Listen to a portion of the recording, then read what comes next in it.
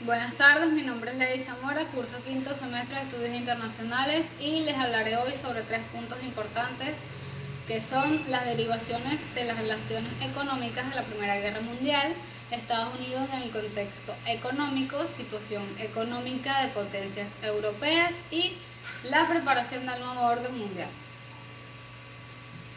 La Primera Guerra Mundial, también llamada como la Gran Guerra, fue un conflicto armado multinacional que se desarrolló entre los años 1914 y 1918.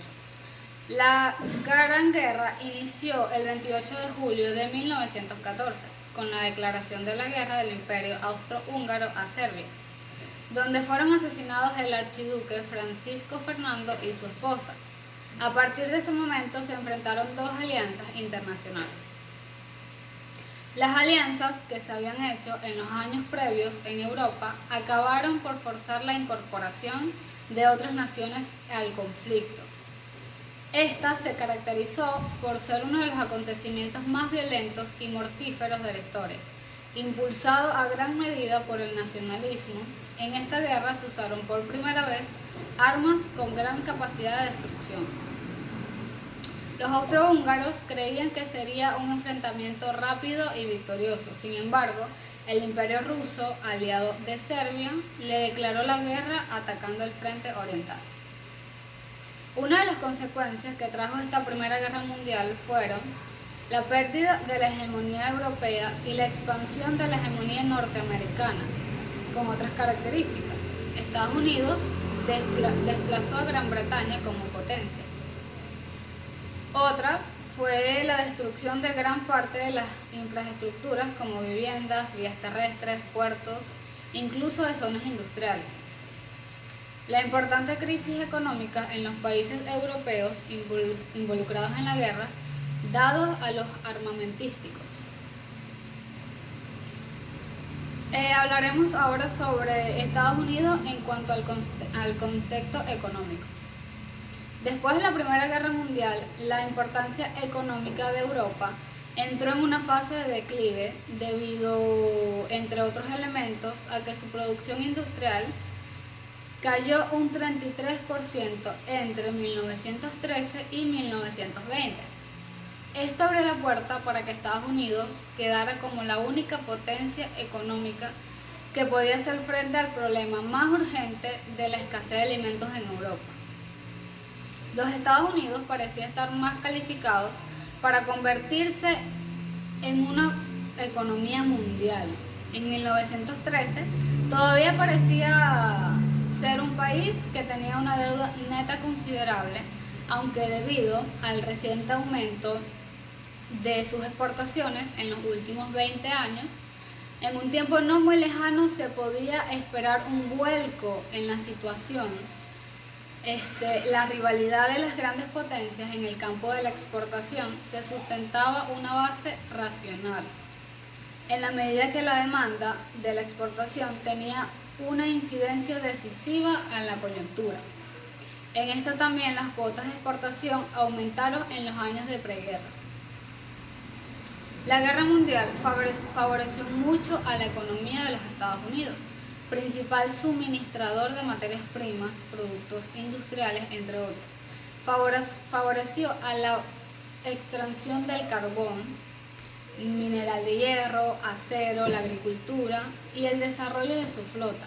Pasó a ser acreedor de Europa y con las cantidades de oro que acumuló, provocó inestabilidad monetaria en los 20. En Europa aumentó la demanda mucho en el año 20, cuando Gran Bretaña, Japón y USA habían aumentado mucho su producción, generando así una crisis que fue superada por los Estados Unidos. En poco tiempo pasó de ser una economía de guerra a una normal. El efecto del conflicto en Europa fue devastador. Francia perdió un 30% de sus riquezas, Alemania alrededor de un 25% de sus riquezas, Reino Unido el 32%, Italia un 26%. Sin embargo, Estados Unidos, donde no se produjo ningún combate en sus tierras, solo se vio menos afectado, sino que benefició por el conflicto. Su economía se transformó para empezar su comercio. Experimentó un aumento sin precedentes tras el colapso de las potencias tradicionales. Esta se convirtió en una fuente esencial de dólares y productos, material bélico, bienes de equipo, materias primas y víveres. El país pasaría de ser el principal acreedor europeo que en adelante dependería de los créditos americanos para su reconstrucción económica. El dólar comenzó a ganar cada vez más en el comercio internacional frente a la libra esterlina, mientras que la bolsa de Nueva York se pondría en la cabeza de los parques mundiales. El gasto bélico en Europa se financió en parte por sus reservas de oro que se cambió por dólares americanos. Con la Primera Guerra Mundial, Estados Unidos se convirtió en el principal destino de oro europeo, un hecho que tiene consecuencias 100 años después. La mayor concentración del oro del mundo se encuentra bajo el subsuelo de la isla de Manhattan, en la Reserva Federal de Nueva York, donde solo 5% le pertenece a Estados Unidos. Los gobiernos europeos comenzaron a financiar el gasto masivo de la guerra imprimiendo dinero. Al término del conflicto, la reducción de la fuerza de trabajo y la capacidad productiva provocó una subida notable en los precios, sobre todo en la economía como la alemana. Los gobiernos intentaron volver al patrón oro con la libra esterlina y el dólar americano como monedas de referencia, pero de forma inestable.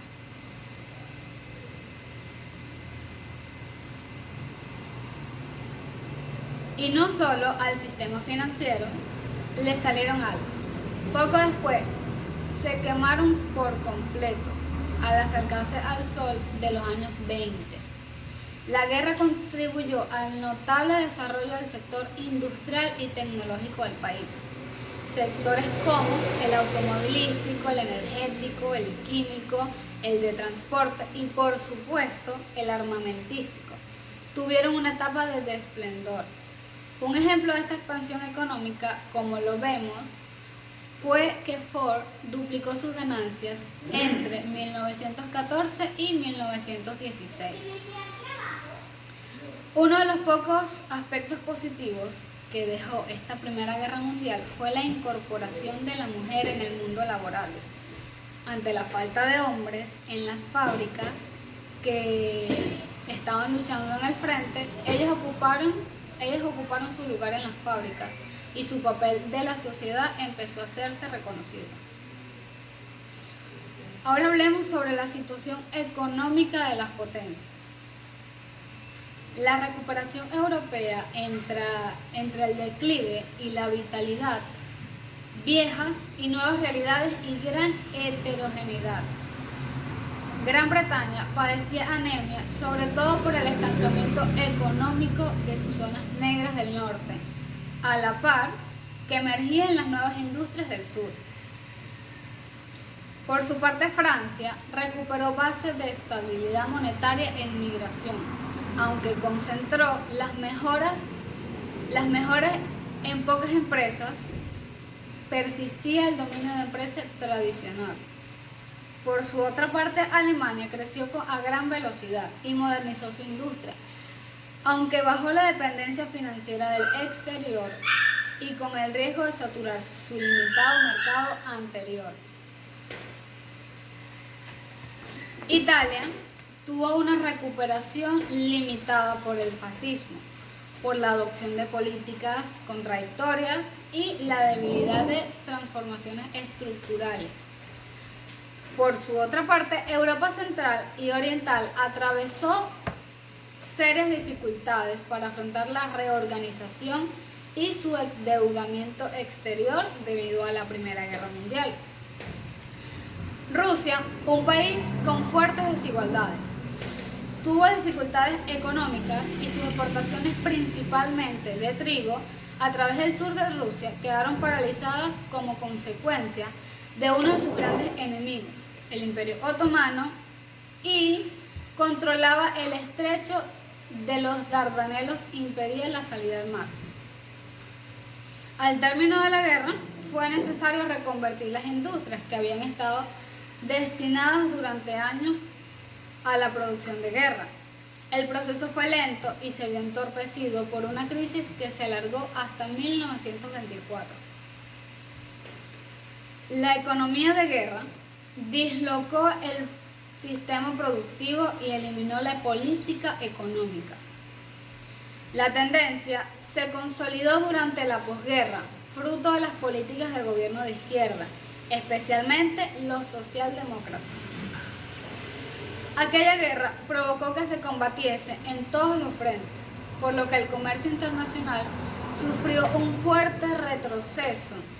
Las materias primas comenzaron a escasear y las grandes necesidades de alimentos, transporte y combustible de los monstruosos ejércitos provocaron. Los precios se dispararon y en consecuencia la inflación aumentó. Las importantes naciones con sistema libre de mercado como Francia o Gran Bretaña se vieron obligadas a que sus gobiernos tomasen el control total de la economía. El mejor exponente de ello es Alemania, pues el Estado intervenía regulando los precios y los mercados, así como también se encargaba de dirigir la producción nacional. La guerra también afectó a las economías de países neutrales, que pasaron a provisionar las grandes potencias mundiales. Esta también provocó que las naciones más poderosas, que habían monopolizado los mercados internacionales, pasaran a necesitar los recursos y materias primas de otros estados de menor envergadura. En este sentido, también merece señalar a España, la cual no participó en el conflicto. Sin embargo, se vio favorecida, pues sus exportaciones aumentaron y también se desarrolló su industria. En cuanto a la preparación del nuevo orden mundial, como la historia lo ha mostrado, es alrededor del fin de las grandes conflagraciones bélicas, cuando un nuevo orden geopolítico es discutido, negociado y finalmente pactado por las potencias sobre la base de la cuota, es que cada una haya logrado y en línea con sus respectivos intereses económicos y estratégicos. Más específicamente son los líderes de esas potencias quienes definen los términos del pacto y los contornos del nuevo orden. Entre el 9 de noviembre de 1989 y el 11 de septiembre de 2001, el mundo sufrió una transformación al evolucionar al antiguo sistema bipolar a un nuevo contexto postbipolar. Para hacer referencia al nuevo orden mundial es importante establecer y aclarar algunos elementos que determinaron el orden anterior, que tiene que ver específicamente con las consecuencias de la aplicación de los distintos modelos económicos que liberaron el liberalismo económico y el intervencionismo de Estado. El tratamiento de la doctrina de los derechos humanos y, por supuesto, el caso colombiano y las implicaciones que los actos terroristas ocurridos en Nueva York y Washington en septiembre de 2001 tienen dentro de la concepción nacional e internacional con miras a una posible salida negociada. Básicamente, el orden anterior se refería a lo que llamó el mundo bipolar, es decir, la división de lealtades de los distintos países entre los Estados Unidos y la Unión Soviética, y el ejército y ostentación de poder de estas dos superpotencias en los campos económicos, político y militar. También teniendo en cuenta que los distintos estados oscilaron entre la aplicación del liberalismo económico y el intervencionismo estatal, este último más o menos moderado según las circunstancias del neoliberalismo, por tratarse del modelo mayor aplicación en la actualidad en todo el mundo occidental. El mundo actual ya no es unipolar, ni multipolar, sino monopolar, ya que es dominado no por uno solo o dos, incluso un buen número de estados, sino por docenas de actores que poseen y ejercen varios tipos de poder, como son la ONU, la OEA y otros entes que podemos ver hoy en día. Muchas gracias por su atención, espero que esta exposición les sirva de mucho.